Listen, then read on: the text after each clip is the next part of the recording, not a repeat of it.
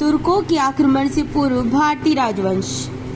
712 ईस्वी में अरब आक्रमणकारी मोहम्मद बिन कासिम ने सिंध एवं मुल्तान दोनों राज्यों पर विजय प्राप्त की। हालांकि बाद में दमिश्क में आंतरिक अशांति और खलीफा के सत्ता परिवर्तन के कारण 871 ईस्वी तक ये दोनों राज्य स्वतंत्र हो गए। 11वीं शताब्दी के आरंभ में मुल्तान में करमाथी जाति का शासक फतेह दाऊद का शासन था। तुर्क आक्रमण के समय सिंध में अरब के मुसलमान स्वतंत्र शासन करते थे। अरबों का भारत पर प्रभुत्व एक सीमा विशेष तक ही रहा और धीरे धीरे प्रभावहीन हो गया।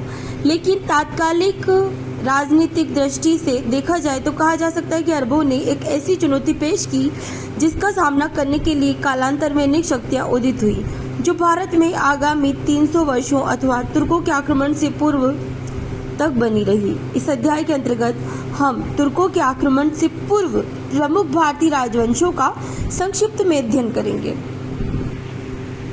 हिंदू शाही राज्य। उत्तरी भारत का यह विशाल राज्य था जो कश्मीर की सीमा से मुल्तान की सीमा तक फैला हुआ था और चेनाब नदी से लेकर हिंदू कुश पर्वतमाला तक विस्तृत था। अरब के शासक इस राज्य को लगभग 200 साल के भरसक प्रयासों के बाद भी नहीं जीत सके। अंत में उन्हें अफगानिस्तान और काबुल छोड़ना पड़ा। 10वीं शताब्दी के अंत में जयपाल यहाँ का शासक बना। वह अपनी वीरता और योग्यता के लिए प्रसिद्ध था, किंतु विदेशी तुर्कों का सामना करने में वह असफल रहा था। जेजाक भुक्ति का चंदेल वंश। 9वीं सदी के आरंभ में बुंदेलखंड क्षेत्र में इनका उदय हुआ। संभवतः ये जनजाति गोंड, कौन सी जनजाति? गोंड के मूल थे।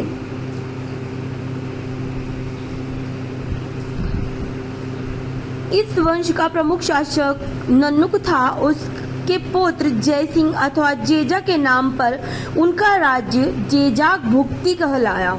ये बहुत ही इंपॉर्टेंट लाइन है। जेजाक भुक्ति नाम कैसे पड़ा? जय सिंह के नाम पर।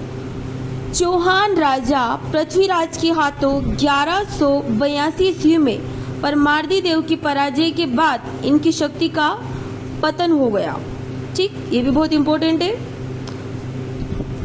बादामी या वातापी के चालुक्य।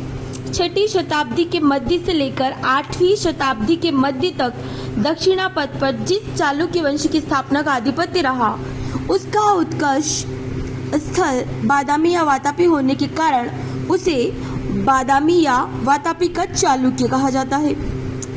पुलकेशिन द्वितीय के ऐहोल अभिलेख से वातापी के चालुक्यों के बारे में प्रामाणिक जानकारी प्राप्त होती है। ऐहोल अभिलेख प्रशस्ति के रूप में, ठीक है। ऐहोल अभिलेख किसका है? पुलकेशिन द्वितीय का। ऐहोल अभिलेख की रचना रवि कीर्ति ने की थी, ठीक है। ऐहोल अभिलेख की रचना किसने की? रवि कीर्ति ने।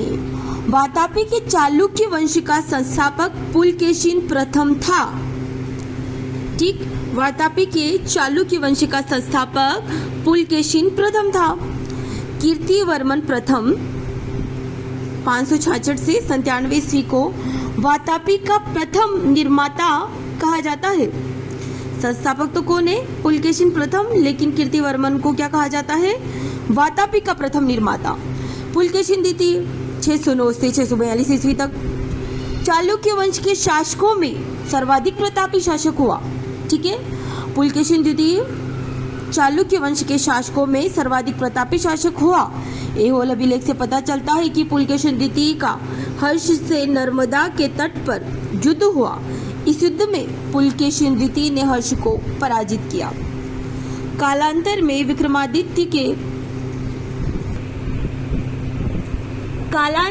विक्रमादित्य द्वितीय के बाद 746 ईस्वी के लगभग कीर्तिवर्मन द्वितीय विशाल चालुक्य साम्राज्य का स्वामी बना। हालांकि वह अपने पूर्वजों द्वारा स्थापित साम्राज्य को कायम रखने में असमर्थ रहा।